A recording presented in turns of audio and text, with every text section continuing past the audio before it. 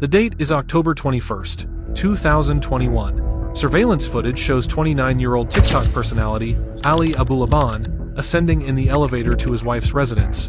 On the surface, everything appears routine. However, a mere 2 minutes later, a separate camera positioned outside his wife's apartment captures a far more unsettling scene.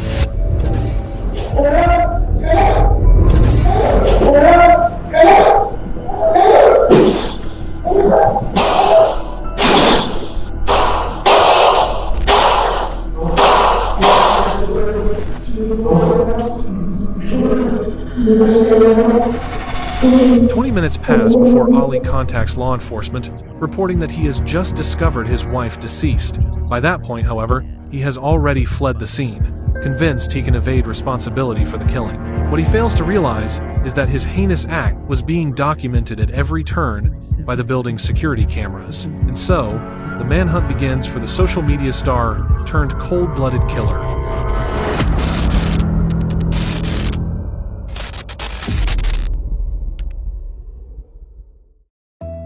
The investigation's timeline traces back to September 8, 2021. San Diego dispatchers receive an unusual call originating from the downtown Spire luxury apartments. On the line is Anna Abulaban, reporting an assault by her husband, Ali. San Diego emergency, this is dispatcher 8854. Can you please send the police on 1475 Island Avenue? Okay, what is your name? My name's Anna Abulaban. Are you having a fight with a spouse or a boyfriend? Yes. And Did he hit you? Physical. Yes. No. Has been taken narcotics? Is that why you're having the fight, or? Yeah. I'm still here. I'm waiting for someone to be assigned. Are you okay? Yeah, I'm okay. Yeah, just don't say anything to him. That way there he doesn't flare up again. Oh, great. You were on the phone with police while I said that? Wow. I thought you were done with the phone call. Okay, great. Are we on speaker? Yes, ma'am. Can you take me off the speaker, please? Yes. First responders were dispatched and arrived at their residence shortly thereafter. San Diego Police Department! Yes, I'm here. I think he left the house. What? Is it just you? It's just me and my daughter's here. She's As Anna was on the line with dispatch seeking help, Ali initiated a live broadcast on TikTok, mocking her distress while portraying himself as the aggrieved party. I'll bring you to San Diego for what? So you can run to your friends? You're not even an American citizen. I brought you to this country. Name one man that would do that for you. Once Ali became aware that Anna had dialed 911 and that officers were en route, he vacated the apartment, continuing his tirade against her on the live stream. You're on your knees right here, fixing the suitcase, removing stuff. Yeah. And then he puts you over there. And then, can you show me where your body part contacted that? It's like right here, like my head. It's right here. Anna recounts to the responding officer that the altercation started over a suitcase. During the dispute, Ali became enraged and shoved her, causing her to fall, scrape her knee, and strike her head on the bed frame. The officer proceeds to document her visible injuries, photograph the residence, and advise her of the option to file for a restraining order. Anna declines to pursue the matter. In the months prior, their relationship had become increasingly volatile and hostile, but their life together hadn't always been so turbulent. Anna Marie, born in the Philippines and raised in Okinawa, Japan, had cultivated a social media presence, mainly on Instagram, with a modest following. She was a frequent feature in Ali's videos, often appearing alongside him as his online persona gained traction. Oh, hello. Yes? My father owns a shop. It's not much, but he gets us by. Would you like to get married? I've never been asked before. Sure. How wonderful. Bye-bye. Till next time. Ali's upbringing was split between New York and Virginia before he enlisted in the United States Air Force. His military service led to an overseas deployment, and it was during this tour of duty that his path crossed with Anna's. Their initial meeting occurred in 2014 in Okinawa, Japan, where Ali was stationed for his military service. A relationship blossomed, leading to their marriage shortly thereafter. A few years later, they welcomed a daughter. For a while, they projected the image of a stable, conventional military family. Following the conclusion of Ali's service in the Air Force, the couple relocated back to the United States, ultimately settling in San Diego, California. Never should have come here.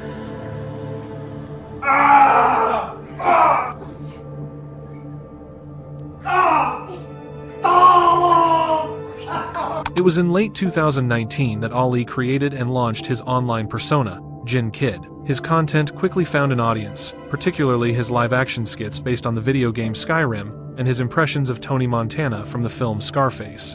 He fully embraced sketch comedy, developing various characters and a signature dramatic style. Okay. What can I get? Hey, handsome. What the fuck you calling me? Sorry, man. I'll have a venti dolce caramel macchiato with no ice. What the fuck is wrong with this guy, man? You get him or what? Speak English when you talk to me, okay? That was English. I'll have a venti caramel dolce What the fuck you talking, man? A venti. What is that? a large. So say that next time, okay? Fucking venti cacachino. Fuck you, man. Consequently, his number of followers skyrocketed. He had amassed a following of nearly 940,000 on the TikTok platform, in addition to building a substantial base of support on other social media channels. His creative output consisted of short comedic skits, distinct character voices, staged altercations, and exaggerated reaction videos. You wanna f with me? Okay. God, okay. You wanna play this? Okay. I play with you. You wanna play off? Okay. What the f is my gun? Gina! What the f is my gun? Hey guys, can we talk for a second? For what, man? We'll talk later. Check. I'll raise you 45. This fucking guy, okay? What?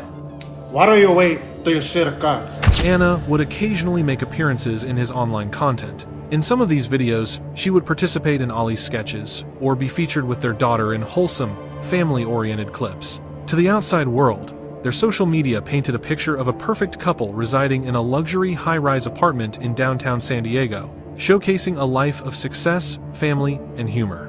But while Ali's public-facing career seemed to be flourishing, behind closed doors, the marriage between Anna and Ali was beginning to fracture. Ali's behavior started to shift. He grew increasingly jealous and possessive, transforming from a loving husband into a man who constantly demeaned Anna. He took his grievances public, posting frequent, angry tirades about her on his TikTok account.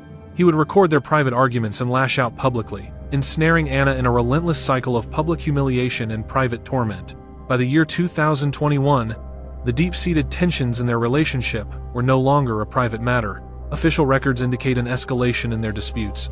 Friends and neighbors reported hearing intense fights, and Anna confided in others about her growing fear of Ali's temper, all culminating in a breaking point on September 1st, 2021, an event we have previously detailed. This was the day Anna placed a 911 call to report that she was a victim of domestic violence. Around this same period, Ali began to levy accusations of infidelity against Anna, a projection of his own behavior, as he was reportedly involved with other women himself. He, however, denied her the same freedoms, often using his public live streams as a platform to berate and verbally attack her. She don't think. She don't think. She don't think. And you know what? Goodbye to your little citizenship there, Miss Filipino. But I'm not petty. I don't call the police on people I love. Get out of here, bro. This lured me to San Diego for what? So she could be a hoe with all her friends? Stop lying to them, Ollie. No, it's the truth. Yeah, you got friends now. Now you don't have a husband. Okay. His campaign of control extended to recording her without her knowledge or consent. In the short span of just 3 months, between July and October of 2021, emergency services received multiple calls reporting disturbances at their residence. However, none of these incidents resulted in Ali's arrest.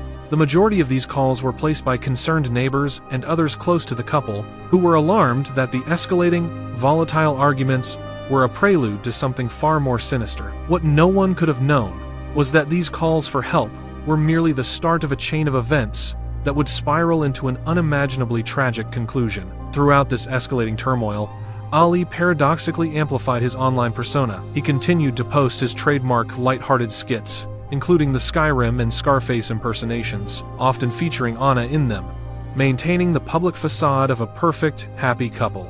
You ever look at your person and think to yourself, wow, how did I land you?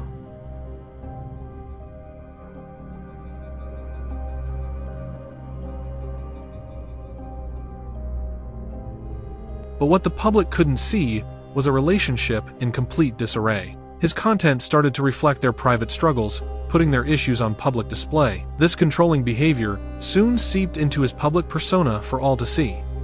Hey, Anna. Just want to say good morning. Good morning to Amira. I just figured instead of texting you, I'll send you a video. My intention here is to just let you know I get it. And I'm so sorry. I really am so sorry for what I'm putting you through. How stupid. What happened to me? It was the drugs? Was it my insecurity? All the while, Anna felt ensnared, making desperate attempts to break free. She began to explore legal options, mentioning a restraining order and threatening Ali with divorce. By October of 2021, law enforcement had been dispatched to their residence multiple times, but each incident ended with Ali either feigning remorse or deflecting blame, so the cases were never pursued. The toxic pattern was clear: jealousy, public humiliation, covert surveillance, and relentless harassment. I'm a healthy man. I listen to you. I try to work with you. Huh? The door's right there. The door's right there. Billion other women out there for you that will fuck in a heartbeat. Yeah, a billion other men for you too. Is that your hope? What? Fuck. In this relationship. What do you give me, Anna? Nothing. Where's the last time you pleased me? If it's a no, it's a no. No, it's a no. There's no way that you're not somebody. There's no way! In the weeks following that September call, the situation escalated dramatically as Ali's behavior continued its downward spiral. Wants to leave me after 7 years. She couldn't even wait for the visa to finish. That just means I don't need your visa. That's not what I came here for. I came here for you. This was your plan all along, Anna. You used me. You f***ing called the cops on me behind my back? How evil is that? Anna, how evil is I that? don't know who you're trying to show that video to. How evil is that? Are you showing the police? No, I just can't believe it, because I want to watch this later. During the argument, Anna intentionally refused to meet his eyes, carefully controlling her own emotions. She was acutely aware of his attempt to provoke an emotional response, a victory she was unwilling to grant him. Look me in the eyes and tell me you don't love me. I don't love you. Look at me. I don't love you. Understand? I don't love you. Sorry. After the incident, Anna contacted Ali's mother, revealing the extent of the troubling behavior she was experiencing. What's your mom? Why do I need my mom? I just need him to leave because he's... Why do you always go back to him? Yeah, what do you want me to do? Put him in jail? I'm not trying to put him in jail. I'm trying to remove him from my house. Well, whatever it takes. If you feel like your life is in danger, put him in jail. She's not in danger. What the f*** are you guys talking about me like I'm some monster? What kind of marriage is this? Your daughter is suffering. Ali's mother acknowledged that he was a poor husband and that the marriage was disintegrating. Her sole concern became her grandchild, who was suffering from the fallout. She's not even giving me a chance to get my marriage How back. does he have a chance when he does cocaine every night still? He lies and says he's gonna stop doing it. You need to walk away. Please, come here. I don't want to lose my wife. If another man touches her, I'm gonna go crazy. His jealousy morphed into a desire for absolute control, and he began accusing Anna of cheating whenever they argued. Enough! Ali, enough! You know... Can somebody please help me? Hello? Ali! Stop. Leave me the alone! I'm hurting my finger! I'm trying to leave this house! Yeah, that's not cool. Give me my phone! With a bunch of guys? Give me my phone! Bunch of guys, huh? Give me my phone! There's no guys! Give me my phone! During one incident, while their child slept nearby, Ali, fueled by cocaine, produced a handgun and held it to his own head, a desperate maneuver to force Anna's focus onto him. Just keep following the cops. Yeah, because he just tried to commit. So, that's what it is.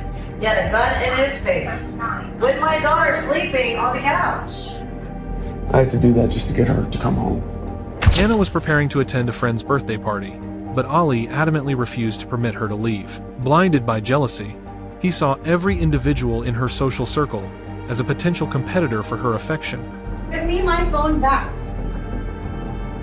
Ali, give me my phone back. Marriott Marquise, that's the place you had the birthday. Yeah. Oh, so you're going? This, however, was not the extent of it. His aggression mounted as the dispute wore on. Who's gonna be there? I told you we're going to the hotel. Yeah, this is the after party, and you're It's going. not there. Yeah. Why do you think I can bring a kid? Yeah. If nobody's there but girls, you stupid. Ultimately, The emotional onslaught became too much, and Anna broke down completely. Ali then offered an apology, but by this point, it was meaningless. When was the last time you saw me smile? Or you laugh? So how do I change that? You don't make me happy, you just make everything worse. I'm sorry, Anna. You complain about everything, nothing ever makes you happy. This is why we're losing everything, because you complain. No, everything good that happens because you complain. Everything is negative. I'm sorry, Anna. I'm sorry, baby. Anna ultimately placed a call to 911, and officers arrived on the scene shortly thereafter. Right before the officers made entry, Ali hurried to the bathroom to brush his teeth, a clear attempt to conceal the alcohol on his breath. As soon as they stepped inside the apartment, he shifted his demeanor, playing the part of the devoted husband. So our concern is really if there's any violence. Sure, was there any violence tonight? No, sir. I'm bringing her to this country on a visa. She's Filipino now. We lived in Virginia. I worked for the government. I love her set. Send her friends here. She's got friends here that she grew up with. Their lifestyle's a mess. I believe she called because she was trying to get me to leave tonight. So somebody has to be the bigger person. What you don't want to happen is she alleges that you hit her, we have to arrest you, and now you have a arrest. Isn't that fucked up? Violence, It's a woman's world, man. I gave her everything for her. I brought her to this country. And now some other is going to be touching my woman? I don't think so. Yeah, so only you know what's best for you and your daughter. She said she feels safe with you here. Yeah. So she's not making money? She would prefer if you weren't here because she's afraid of the arguing. Ali remained convinced of his ability to deceive everyone, oblivious to the fact that his marriage was already over. Anna fully understood the gravity of what he had done. It served as the ultimate proof of the danger she had long suspected. The place she called home was no longer a sanctuary. She delivered the news to Ali. She was filing for divorce. This time, it wasn't a negotiation.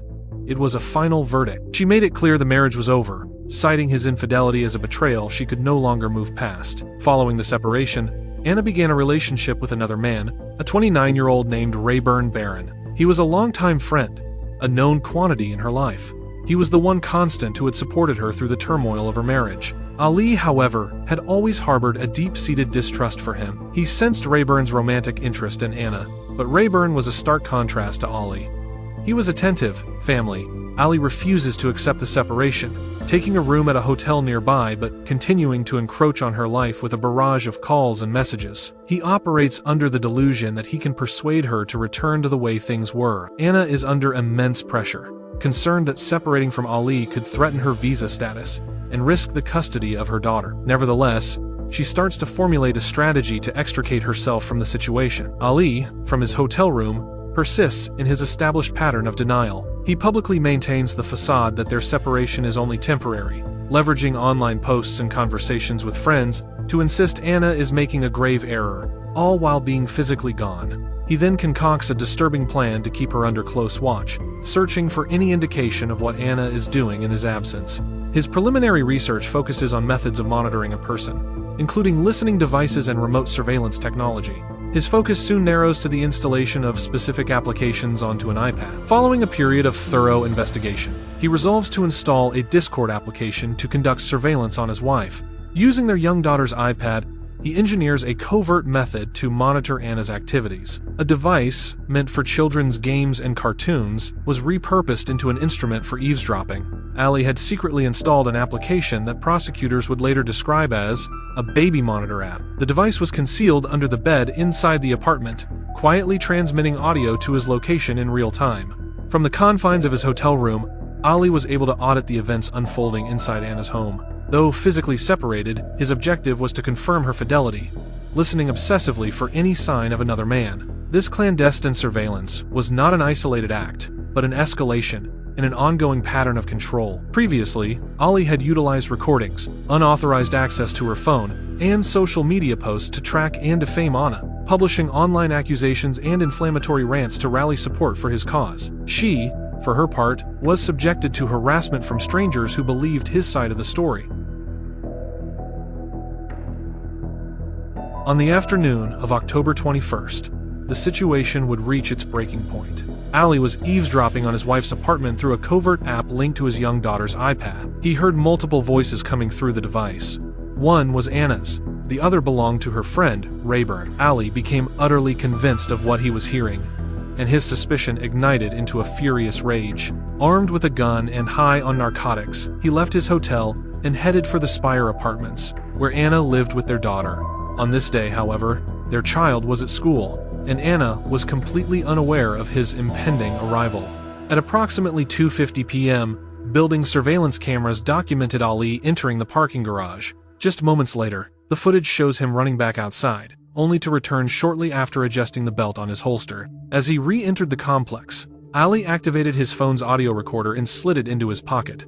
With the device recording, he entered the building and rode the elevator up. Surveillance showed him standing there, unnervingly calm. His face was composed, almost serene, as if nothing was out of the ordinary. His baggy black hoodie concealed the weapon in his holster as he swiped a cloned keycard he'd copied from Anna, selected the 35th floor, and stepped inside the elevator. The ride up took only a few short minutes. During the ascent, he calmly made small talk, even sharing a smile with a few neighbors. When the doors opened on floor 35, he bolted down the hallway toward his wife's apartment. He reached the unit's door, unlocked it using a key he had secretly duplicated, and slipped inside. Inside the apartment, Anna and Rayburn were together. The deadly confrontation that followed was over in a matter of moments. Ali raised the pistol and fired several rounds at Rayburn in rapid succession. The first 2 projectiles struck Rayburn in the head, and a third entered his throat. He collapsed to the floor, his life extinguished. Meanwhile, Anna stood beside him, frozen in absolute terror. She had no opportunity to flee. The man she had once adored had transformed into a monster she no longer recognized. After putting 3 rounds into Rayburn, Ali then turned to her. Staring directly into her eyes, he discharged a single round into her forehead.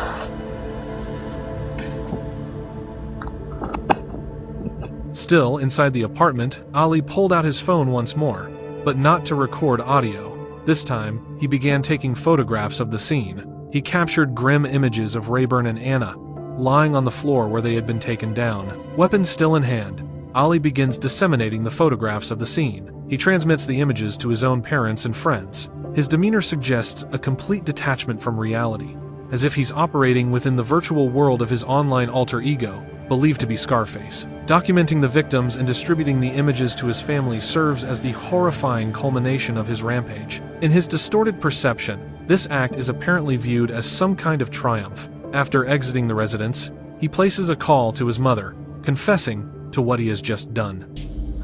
I just like the word to the house.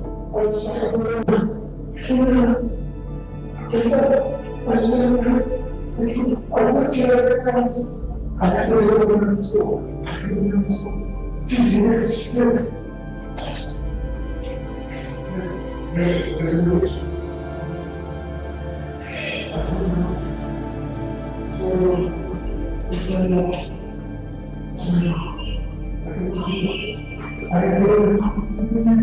He proceeds to ride the elevator with other residents, his behavior betraying no sign of the events that just transpired.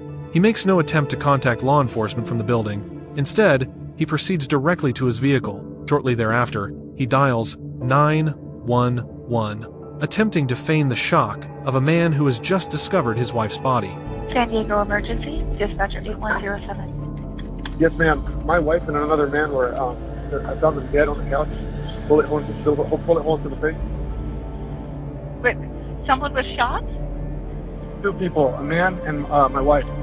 Stand by. Please help my wife. Please help me. Okay, hold on, sir. Sir, stand by. I'm bringing on my supervisor. What is your name? My name is Ali. Ali?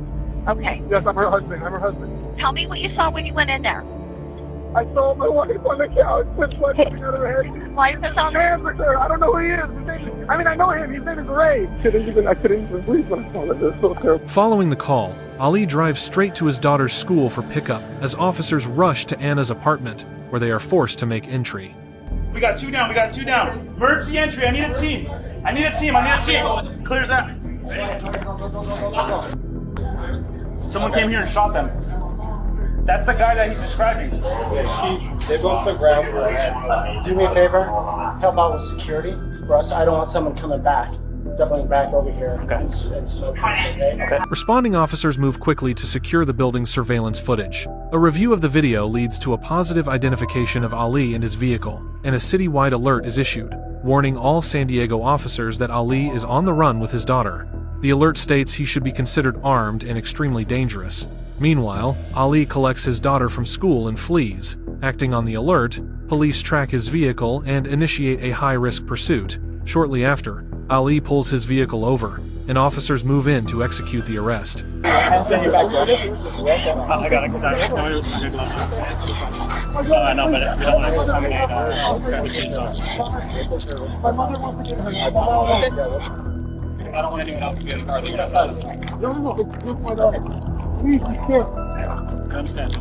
We're gonna. I care about her. I understand. We're gonna make sure she's alright, man. Alright, but can I walk up with her? I'm saying my mom is driving to Vegas to try to come get her. Okay.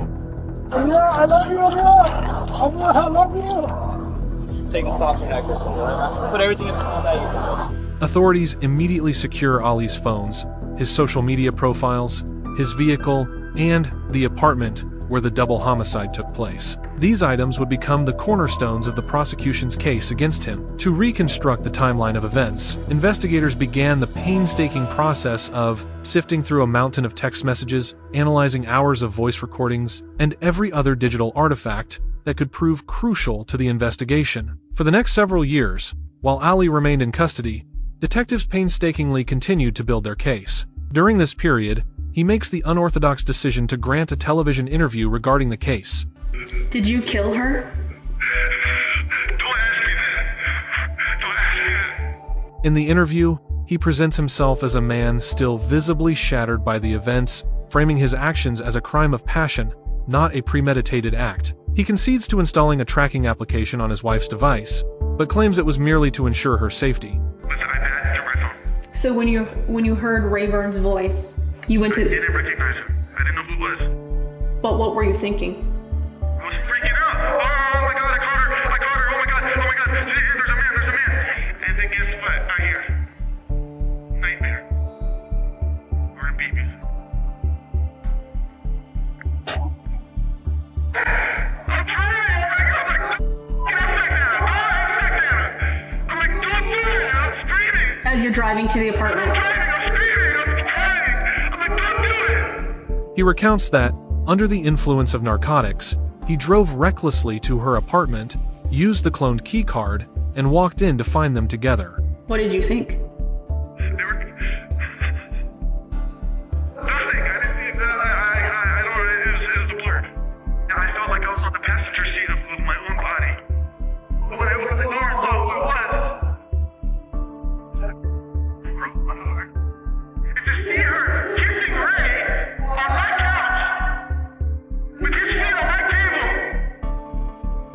with my I'm running my apartment, my life, in the house that my daughter sleeps in, on the furniture that I put together. How do you expect a man to feel? Happy? Well, I guess that's the end of my marriage. No! That's my family! Throughout the entire interview, Ali's demeanor suggests he is putting on a performance on what he perceives as the biggest stage of his life, complete with sobbing, shouting, and a feigned loss of control. It's all a calculated effort to project an image of a heartbroken and innocent man. But beneath the tears, it seems he's banking on his ability to sway public opinion, casting himself as a man who has lost everything. He's angling for sympathy, claiming his greatest regret is not being a better husband to his wife. Despite confessing to his mother that he ended Anna's life, in court, he entered a plea of not guilty. He now maintains that investigators have no hard evidence connecting him to the act. Police say they have evidence against me. I don't know what it is. So the prosecution says that you admitted to your mother that you did this, and then you pled not guilty. Can you explain that? No, I can't. He claims that after discovering his wife's body, he collected his daughter from school not to run, but to take her somewhere secure, with a perpetrator supposedly still at large. According to him, his only priority was ensuring she was safe. He even stated, "She was with me when I got arrested." Did you have a gun in the car? I picked her up from school so that I could drop her off at a safe location at my dad's wife's brother who lived an hour away. But police surrounded me on the highway. Why did you pick her up? I picked her up. From school? Why did you pick her up from school? Why wouldn't I? When I found them, my first instinct was to get my daughter for her safety. To drop her off at a safe location. I wasn't running away. I wasn't doing anything. I have nothing to hide. Once again, he projects the image of an innocent man with nothing to conceal. And while friends had pleaded with him to leave Anna, reminding him he could be with any woman he desired, he refused, because in his mind, she was the singular love of his life. Dude, you gotta leave her. You gotta leave her. I know I gotta leave her, but I don't want to leave her. Dude, you're so handsome. You're famous on the internet. You can get any model. I know I can. I don't want to. I want my wife. Could anyone else have Anna? Could anyone else have Anna? Not while she's married to me. This persona is eerily similar to his TikTok videos, where he emulates characters from Scarface and The Godfather. If you seek forgiveness, you must first confess your sins to me. 3 years after the killings of Anna and Rayburn, the trial finally gets underway. In the courtroom, prosecutors present another chilling piece of evidence. In the days leading up to the crime, Ali had sent Anna a string of text messages and voice recordings that were, to put it mildly, deeply disturbing and graphic. I am the best man you ever met, and you're the dumbest I ever devoted my life to. You are the dumbest. I wish we never had a kid together because of how stupid you are. She sees the value in me, unlike your dumb. And I can't wait to divorce you, so I can start my new life. As the recordings are played, Ali is seen smirking at the messages, but a few minutes later, he becomes visibly uncomfortable and asks his attorney to have them stopped. This trial is about more than just guilt or innocence. Both in his televised interview and now in the courtroom, Ali maintains his actions were a crime of passion. The prosecutors argue it was something else entirely. They contend it cannot be a crime of passion when he drove from his apartment to Anna's with a loaded firearm and took 2 lives. To them, the crime is clearly premeditated. The next witness to take the stand is Ali's former sister-in-law, who, visibly distraught, gets into a heated confrontation with Ali in open court. What my mom did to you? What Mama did to you? My mom did you what? What did you do to you? You didn't do anything to you. You know Anna Marie's not. He's not gonna go cheat. If you didn't cheat first. As the trial comes to an end, the jury has formed a clear picture of who Ali Abu Laban really is. They've weighed all the evidence and the full narrative of his relationship with Anna, allowing them to see the man behind the mask. With this understanding, and after only a brief deliberation, they return to deliver their final verdict. Verdict. We, the jury in the above entitled cause, find the defendant, Ali Nasser Abu Laban, guilty of the crime of murder in the first degree.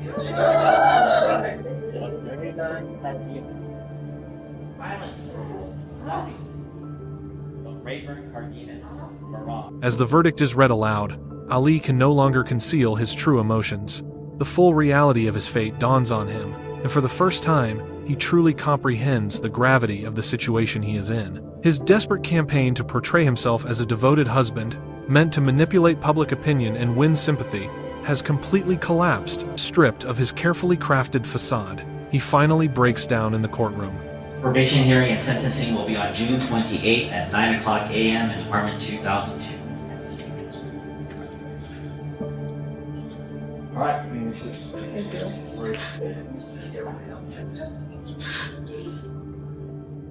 Members of the audience, please wait in the hallway.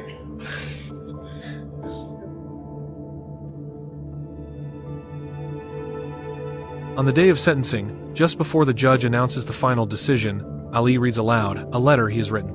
My response in that moment was an unintended, impulsive reaction against my better judgment to the discovery of Ray's romantic involvement with my wife. And for that, I'm sorry. I'm sorry that in that moment I was not mentally strong enough to control myself. I'm sorry that my horrendous action that day resulted in the undeserved deaths of Rayburn Barone and Anna Marie Abulaban. For 3 exhausting days, Ali had taken the witness stand, defending his actions under a withering cross-examination. At last, he stands before the court, awaiting the sentence that will determine the rest of his life. He's somebody that is only thinking about himself, and the idea of killing 2 innocent people doesn't disturb him. It's chilling. So the bottom line here is he will die in prison. He will never be a free man. He will take his last breath there. Please,